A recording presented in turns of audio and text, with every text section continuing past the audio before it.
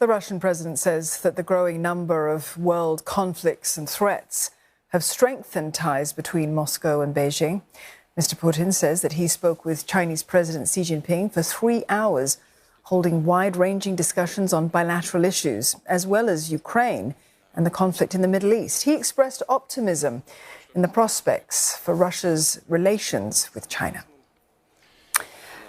Dasha Chernyshova joins us live now. She's in Moscow. Dasha, how successful is this trip by Mr. Putin to China? It's just his second one abroad since Russia began its invasion of Ukraine, what Mr. Putin had termed his special operation.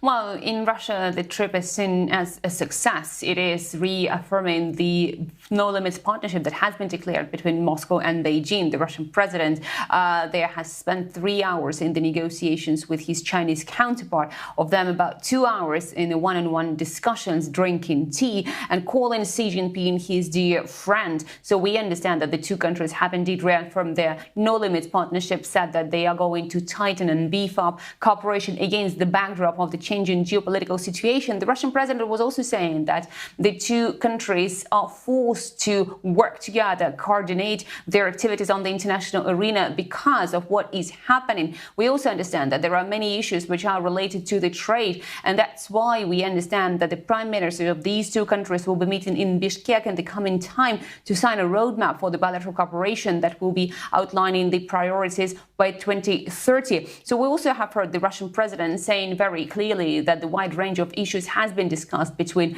him and the Chinese president, with Xi Jinping also saying that he was supporting the Russian people in their strive for the national security and defense of the national sovereignty.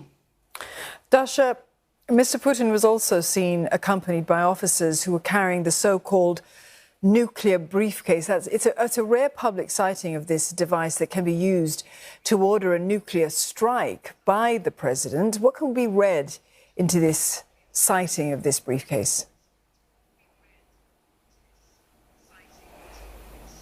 Well, obviously, something that deserves attention, but there's been no confirmation of whether these are those very suitcases. What we understand is important here is the backdrop against which this is happening.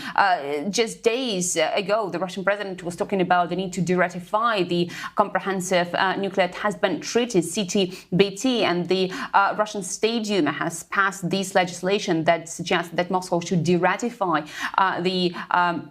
this treaty in its 3 readings. So it's now about to go to the upper house of the Russian parliament and then to be signed by the Russian president, which Moscow says is a move to send a signal to the United States, which never ratified this treaty, suggesting that there has to be the legislative parity and no double standards when it comes to the international arena. At the same time, Moscow is saying very clearly it is not going to resume nuclear testing. Moscow is a responsible nuclear power. It is not going to use these type of weapons unless the Russian military doctrine is being involved here. So there are only 2 cases, and none of those have so far been even close to being implemented. So the Russian Federation is saying very clearly that it understands the consequences. At the same time, what we have heard from the Russian president was that there will be the permanent patrols of the neutral waters of the Black Sea with the Russian MiG jets that will be using Kinzhal hypersonic missiles, which are said to be one of the most powerful weapons of Russia. All that is happening, Moscow says, against the backdrop of the growing tensions between Moscow and the West, where Moscow says the Western countries are trying to get closer to the Russian borders and to inflict the strategic defeat against the Russian Federation. Dasha, thank you for that. Dasha Chernyshova there in Moscow.